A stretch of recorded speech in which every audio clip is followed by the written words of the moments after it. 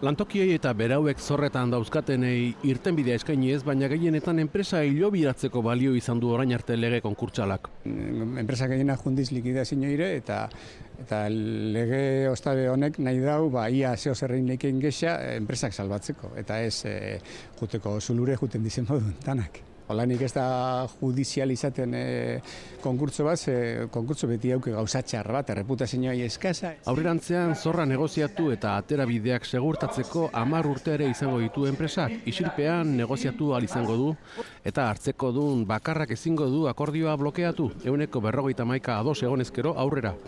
Epaitegiz kanpoko akordioa bultzatzen du lege berriak bitartekariekin edo gabe.